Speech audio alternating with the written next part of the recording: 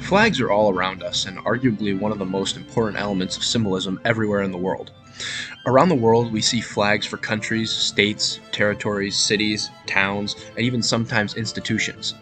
Many people claim to not care about flags. However, if you get them talking, you find that literally everyone has an opinion on flags. And that's a good thing.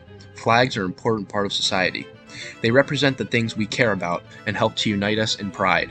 While invoking these positive emotions, some flags may also make people uncomfortable and uneasy because of what they represent. The Nazi flag is a great example of this because it's notorious and recognizable across the world. It is associated with one of the most evil regimes the world has ever seen. This flag represents the oppression and deaths of millions of Jews and other racial or political minorities. This flag may also invoke negative emotions as it represents a rogue nation that rose against the United States and their undying support for the enslavement of Africans. At one point in time, this was one of the most un-American things someone could own. However, unfortunately today, many take pride in flying this flag and regard it as very patriotic. The funniest part about this design that we refer to as the Confederate flag is that it was never even the Confederate flag. This specific design is in fact the battle flag of the Army of Northern Virginia, a regiment under the command of General Robert E. Lee. So next time someone flying this flag justifies it by saying it's part of their ancestry, they are likely capping unless someone in their family fought for this very specific militia. This is the actual flag of the Confederate States of America, a design that not many people have seen, but remnants can still be found in some state flags throughout the South.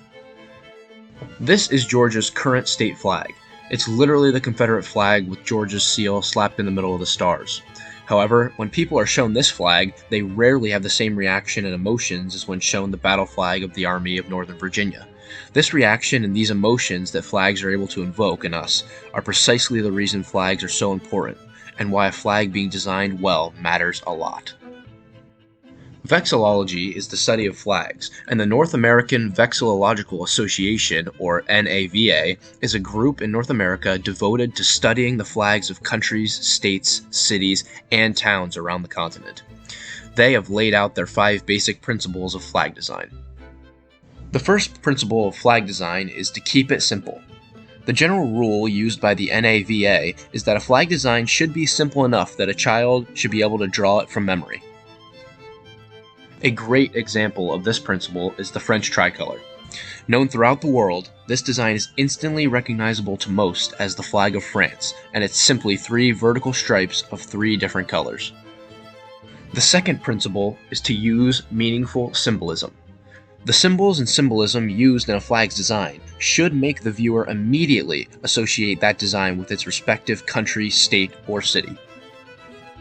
A tremendous example of meaningful symbolism in a flag can be seen right under our noses. Every element of the Star-Spangled Banner has a meaning, from the shapes to the colors. The stripes represent the original 13 colonies, and the stars represent the current 50 states. The red symbolizes hardiness and valor. The blue represents vigilance, perseverance, and justice, and the white symbolizes purity and innocence. The third principle is to use 2 to 3 colors chosen from the basic color set of red, white, blue, green, yellow, and black. This helps a flag's design fall into principle 1 in multiple ways. If a country were to use some obscure shade of pink on their flag, it would likely make the flag's design very difficult to be recreated, remixed, or adapted. An example of this third principle can be seen in one of my favorite flags, the flag of the Ukraine. This flag design is split evenly, horizontally, into a top half that's blue and a bottom half that is yellow. The blue represents the sky, mountains, and streams throughout the nation, while the yellow represents the fields of wheat. This flag is simple. It has 2 basic colors and meaningful symbolism. A great design. The fourth principle is the flag's design should contain no lettering or seals. No writing of any kind should be used on the flag. If you need to write the name of what you are representing on the flag, then your symbolism has failed. Seals were designed to be put on a piece of paper where they can be read, not on a flag 100 feet away. This is the biggest problem that state and city flags of North America have. Let's begin by discussing the flag designs that vexillologists refer to as SOBs, aka seals on bed sheets. These designs are exactly what they sound like, a field that is one solid color with a seal slapped right in the middle. If we look at the state flags of the USA, there are so many violators of this rule that it's embarrassing. We'll start by looking at a flag we should all be familiar with, the Pennsylvania state flag. This design consists of a navy blue background with the state seal sitting front and center. If someone was asked to look at this flag for a minute then recreate it the best they could, it would be a nightmare. There are too many detailed elements seen in the seal, let alone the microscopic writing. The sad thing is that half of the flags of US states look almost identical. Not only do these designs look bad, but they are also almost impossible to tell apart unless you use a magnifying glass to read the writing on the seal, and even then, some of the seals don't even say the state name. However bad these flags may be, I am sad to report that these are not even the worst of the worst. While SOBs are very unattractive to the eye, flags with large writing and lettering on them are even worse. This blatant design crime can be seen across our country on city flags like Anaheim, San Francisco, Bismarck, Cedar Rapids, and Montpelier. The funny thing is, I don't even have to label them. They do that for themselves. The king of writing on a flag, however, comes from the state of Wisconsin. I present to you now one of the most flawed flag designs ever to grace this earth, the flag of Milwaukee. This flag is simply awful. There are no other words. It has symbolism, but far too much of it. This flag was created after Milwaukee had a competition where citizens could submit their own designs to be the new flag. The final result was a Mod Podge with elements from all of the hundreds of submissions.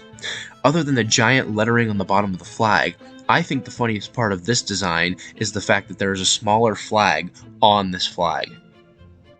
I'm not sure why America and its states and cities have such a problem with flag design and slapping words on there, but we do. If we take a look at other places around the world, we rarely see this problem. In Europe, for example, they have coat of arms rather than seals.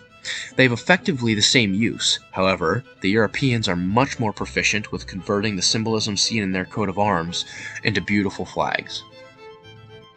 Let's first take a look at the coat of arms for the city of Amsterdam in the Netherlands. If this were an American city, the designers would likely throw this on a solid blue rectangle and call it a day. However, those who designed Amsterdam's flag were able to take recognizable elements of their coat of arms and use them to make one of the most badass flag designs on Earth. They took the small and simple design found on the shield in the center of the coat of arms and converted it to a 3-foot by 5-foot masterpiece that people who live in the city are proud to fly. The same thing can be seen done with Austria and its flag. The fifth and final principle of flag design is to be distinctive. This one is pretty simple and doesn't mean much explaining. Basically, make your flag design unique and specific to your country, state, town, or city. Flags are something we see every day. They are arguably one of the most important designs we come across in our lives. With such importance, I find it integral that they are designed well and that those who live in that country, state, city, town, or belong to that institution are proud to use their flag as a representation of themselves. After all, being able to design a good flag could translate to good design in many other aspects of our lives. And on the topic of good design, I would like to leave you with a flag design that I consider a true crime against humanity. The design of this flag is so heinous that if there are children in the room, I advise their eyes be covered, because this flag could haunt their nightmares for eternity. This flag I'm about to show you is ranked last amongst all flags in North America by the NAVA. I apologetically present to you the flag of Pocatello, Idaho. This flag literally breaks all of the rules of flag design. This is the reason we should be promoting good design, particularly in the things that represent us and express who we are.